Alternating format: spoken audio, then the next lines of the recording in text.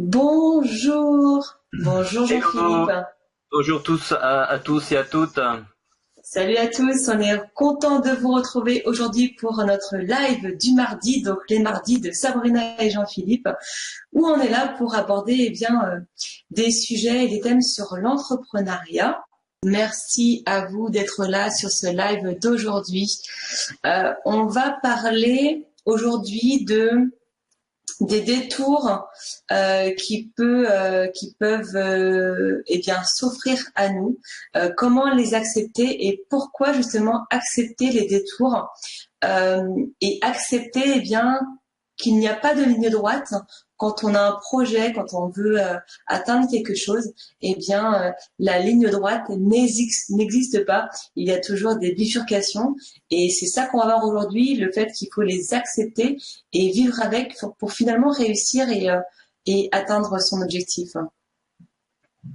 Oui. Tu en as Alors, connu des détours, Philippe?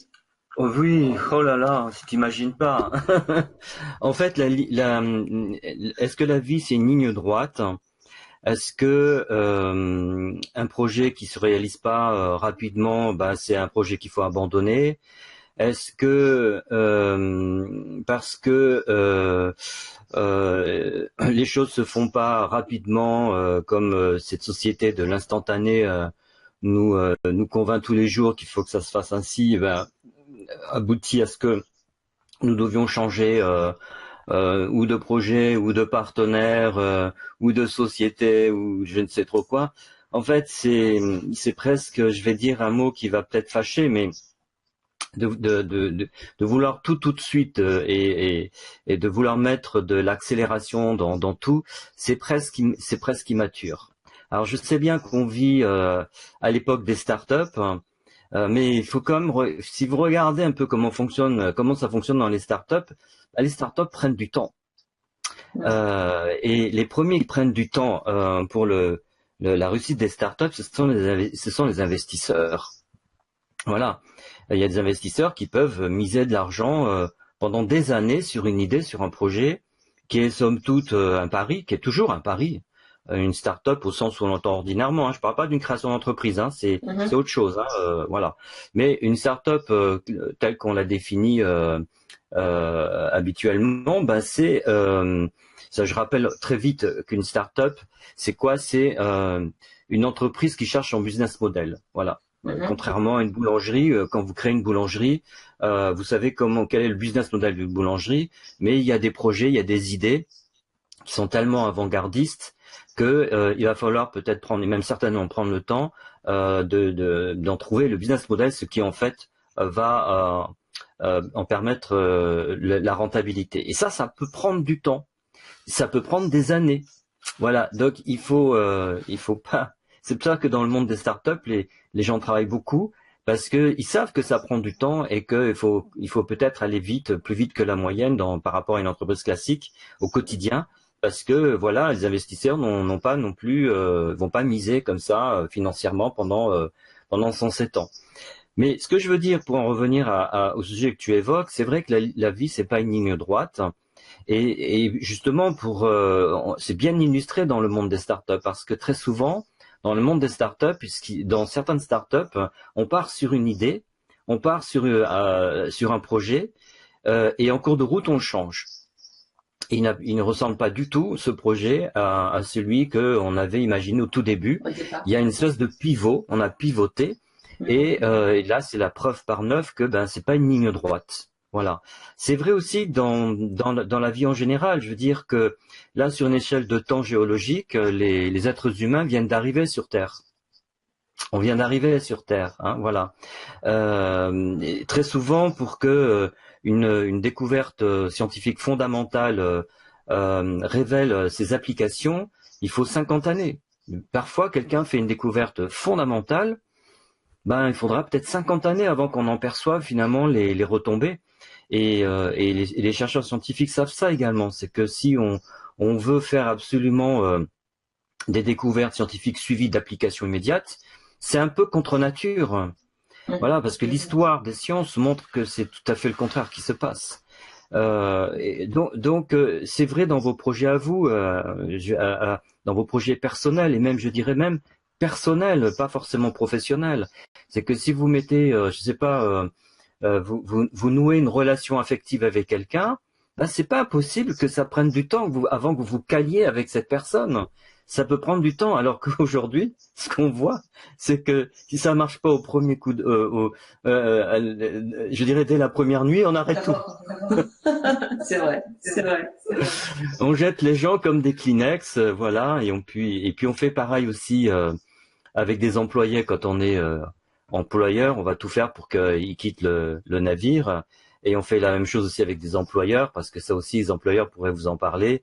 Il y a beaucoup de salariés qui viennent tester comme ça une entreprise et puis qui partent avant la fin de leur période d'essai. Ils ont sans doute raison, et on est OK avec ça, mais il faut à un moment donné se poser et en tout cas se poser cette question à soi-même. Est-ce que je vais pas un peu trop vite dans tout, quoi? Voilà. Parce que si vouloir tout de suite et rapidement, encore une fois, je sais que ça va gêner certaines personnes, c'est immature. Voilà, la vie est pas faite comme ça. Voilà. Donc faut prendre le temps des choses. Il faut faire du temps son allié. Voilà. Ce qui veut pas dire, à contrario, qu'il faut prendre tout son temps. Parce que ça aussi, c'est un autre travers. C'est déguisé derrière la procrastination. C'est qu'on remet tout au lendemain et on prend son temps et puis ça peut prendre des années et finalement on fait rien. Donc là, c'est le contraire. Mais voilà, il faut composer avec le temps et pas être dans les extrêmes. Alors, le premier conseil, je crois que j'ai des échos derrière Jean-Philippe. Ah, je vais peut-être faire ça. Voilà, ça devrait marcher là. Super, merci. Alors, le premier conseil qu'on peut aborder aujourd'hui justement pour ces détours, pour les accepter, eh bien, c'est accepter que quand on a un obstacle, eh bien, l'accepter comme une ressource et comme un challenge, comme une difficulté finalement, mais pas comme quelque chose d'impossible à surmonter. Ben oui, parce que c'est vrai que on voudrait tous que tout soit une ligne droite, que tout, voilà, qu'il n'y ait pas d'aléas, qu'il n'y ait pas d'impondérables. C'est pas facile, hein. Mais la vie, c'est pas ça. En fait, il y a beaucoup d'impondérables.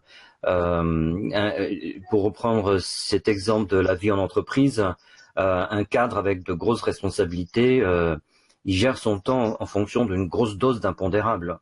Il sait qu'il va avoir une grosse dose d'impondérables. Donc, du coup, il est obligé d'en tenir compte dans la planification de son agenda, etc. Bon, enfin, peu importe. Ce que je veux dire, c'est que très souvent, vraiment très, très, très souvent, ce qui a l'apparence d'être un obstacle peut devenir une ressource. Voilà, c'est l'art et la manière de transformer l'inconvénient en avantage. Alors, je sais très bien, c'est très facile à dire, c'est pas facile à intégrer dans sa vie, parce qu'il y a des avantages, des désavantages, des inconvénients, pour parler trivialement, qui sont franchement chiants, mais c'est vrai que si on s'arrête un petit peu, on peut peut-être, et même plus que peut-être, arriver à en trouver finalement la ressource qui se cache derrière. Voilà, il faut apprendre à faire ça, parce que ça peut changer totalement votre vie. Ça, c'est un petit conseil qui a l'air de rien, mais rien que ça peut changer une vie entière. D'apprendre, en fin de compte, à transformer tout ce qui a l'air désagréable en quelque chose qui peut devenir une ressource. Voilà. Rien que ça. Et c'est à tester dès aujourd'hui.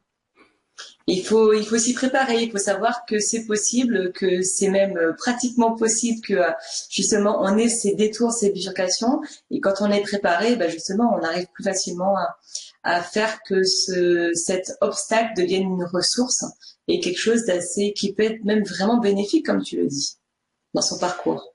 Oui, après, c'est vrai que, encore une fois, hein, c'est facile à dire, hein, parce que il y a des moments difficiles dans l'existence.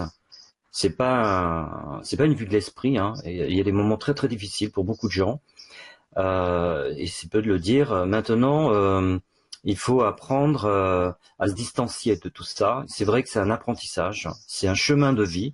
Ça peut prendre une vie entière d'ailleurs, hein. Il faut apprendre à se distancier.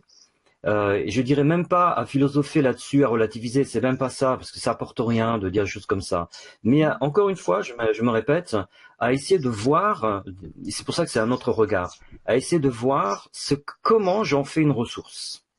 En psychologie contemporaine, on parle de résilience par rapport à ça. Mhm.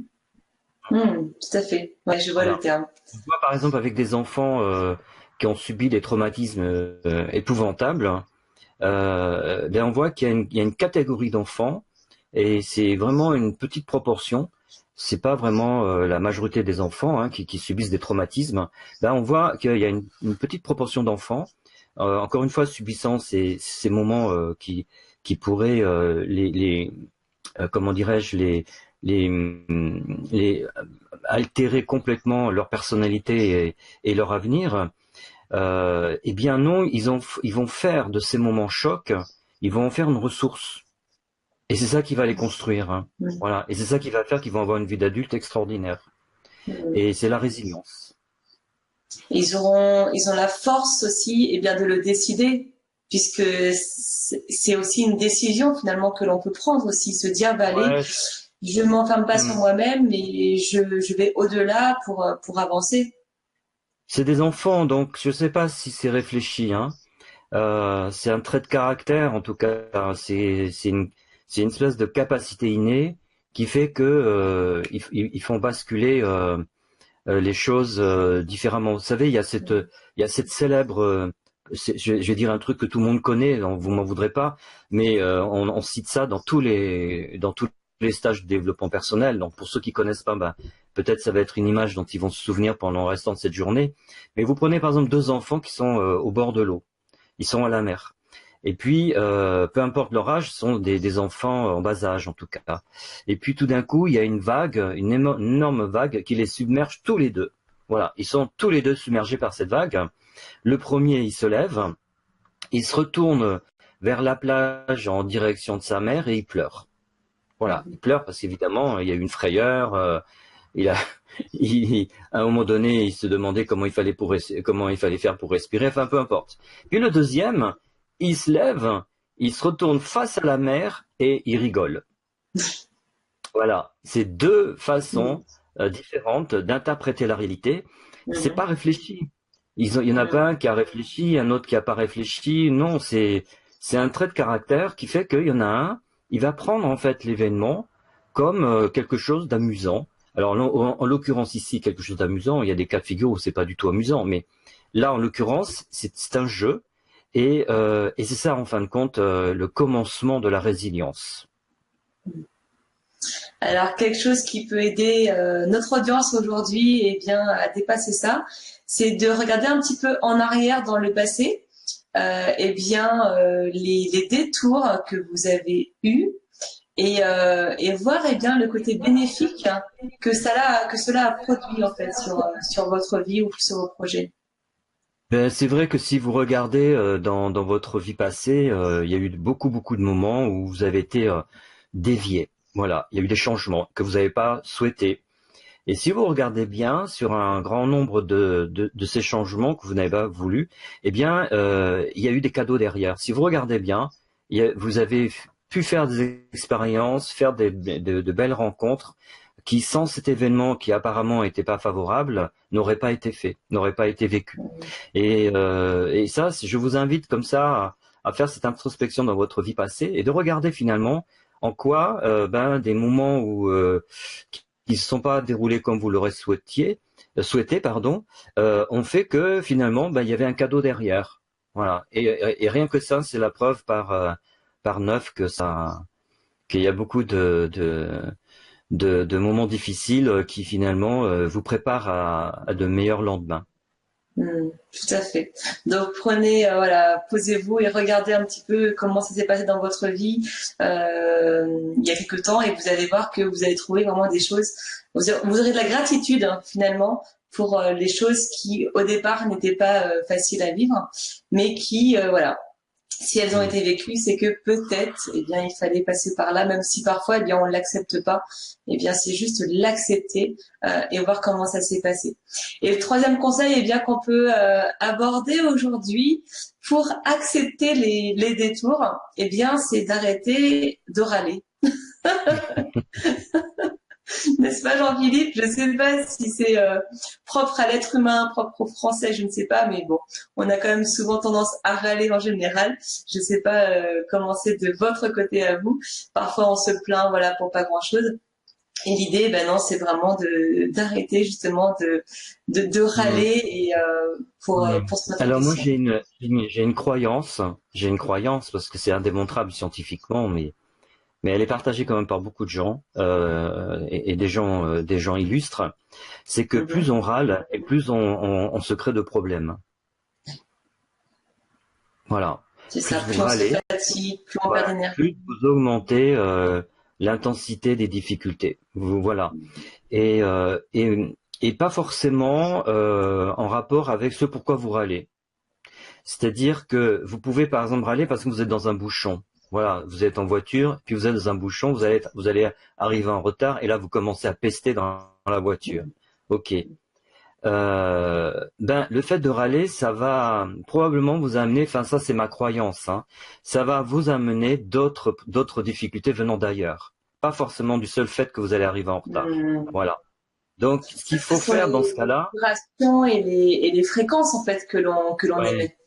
ce qu'il faut faire, c'est que regardez quand vous êtes dans un bouchon, c'est vraiment pas le moment. Mais qu'est-ce que vous pouvez faire dans la voiture en attendant que vous n'auriez pas eu le temps de faire, voilà, si vous étiez arrivé à l'heure. Qu'est-ce que vous pouvez faire de ce temps-là, voilà. Et probablement qu'il y a des choses que vous pouvez faire dans ce temps-là, quand vous êtes dans un bouchon. Probablement, certainement, plus que probablement. Donc voilà la ressource. Hmm. Un autre exemple que tu aurais par rapport à ça, Jean-Philippe? Bah L'exemple oui, est parlant déjà. un autre exemple, il y en a plein. Mhm. Il y en a plein. C'est quand par exemple Internet est coupé. Mais ce que je vais vous dire, mais moi aussi je râle, hein. Il faut pas croire. Mais voilà, mais sans une Ouais. connexion Internet, c'est C'est difficile. humain. On serait Et pas en là même temps, aujourd'hui. quand je râle, je le sais. Donc, et à un moment donné, je ferme les yeux, je dis bon, souffle, reprends-toi. Mais donc je dis ça, c'est parce que moi j'ai souvent des déconnexions avec Internet et Hmm. c'est jamais au bon moment. C'est jamais au bon moment. Bon, ok, bah à ce moment-là, bah j'ai plus Internet, j'utilise mon temps à d'autres choses que j'aurais peut-être pas fait, Hmm. même certainement pas Hmm. fait. Voilà, je fais d'autres choses. C'est comme quand on arrive à un rendez-vous et puis on a un lapin. La personne n'est pas là.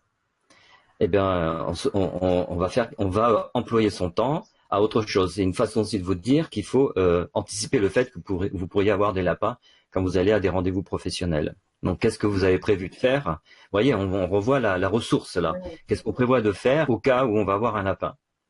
Voilà. Donc en fait, c'est jamais être dans l'attente en fait. C'est toujours se préparer à faire autre chose et continuer à vivre, même En, quand les psycho- choses ne se produisent pas. en psychologie du travail, on mesure ce qu'on appelle l'adaptabilité. Voilà, ça se mesure. C'est vraiment, hein, ça Mhm. se mesure. On peut mesurer l'adaptabilité d'une personne. Et ça, bah, ça en fait partie. Voilà. Comment elle s'adapte à une situation, cette personne, Un qui est pas, imprévu. qui est pas facile à gérer. Qu'est-ce Mhm. qu'elle en fait? Comment elle la transforme? Comment elle la dépasse, etc. Voilà. Et c'est vrai que l'adaptabilité, c'est à la base une décision de changer l'état d'esprit, hein. À la base. Mhm. C'est pas une histoire d'intelligence pure. Bien sûr qu'il y a beaucoup de gens qui disent que finalement, il y a des liens étroits entre être adaptable, être intelligent. Encore que je sais pas trop ce que ça veut dire être intelligent, mais on va pas rentrer dans cette discussion aujourd'hui. Mais ce qui est certain, c'est qu'à la base, c'est simplement une décision de changer d'état d'esprit. Mhm. Voilà, c'est tout. Il faut remettre un peu plus de joyeuseté dans sa vie, de joie. Et de joyeuseté, j'assume le terme. Super, bah merci pour ces précieux conseils Jean-Philippe. Donc acceptez les détours qui s'offrent à vous parce que voilà derrière il y a peut-être des choses qui vont se passer et qui n'auraient peut-être pas eu lieu auparavant. La vie est une courbe, on le voit bien quand on Mm. entreprend. On fait beaucoup de tests, énormément, surtout quand on fait du marketing, on passe son temps à tester des choses. Mm. Voilà. Et donc du coup, il faut accepter que un grand nombre de tests ne donnent rien. Faut l'accepter. C'est vrai également des chercheurs scientifiques qui explorent des voies qui sont des impasses. Et ils sont très nombreux. Ils vont pas faire un caca nerveux parce qu'ils explorent une voie qui n'aboutit pas. Non, ils changent de voie, ils explorent dans une autre direction. Et les marketeurs font ça exactement. Ils font exactement la même chose. Et les entrepreneurs qui ont du mal à avancer, il faut qu'ils prennent en considération que peut-être qu'ils ne testent pas assez. Ils testent pas assez de choses. Voilà. Donc il faut vraiment la vie en fait se ferait un chemin par expérimentation. La vie s'expérimente elle-même. Voilà. Ce sera C'est le mot chouette de la ça. fin. La vie s'expérimente elle-même. Super, bah, merci beaucoup Jean-Philippe, merci à vous d'avoir été là aujourd'hui. Cogitez là-dessus, hein, pensez-y, prenez la décision et on se retrouve eh bien mardi prochain. Oui, à mardi prochain. Merci Sabrina. Allez, Bye bonne bye. journée, bye bye.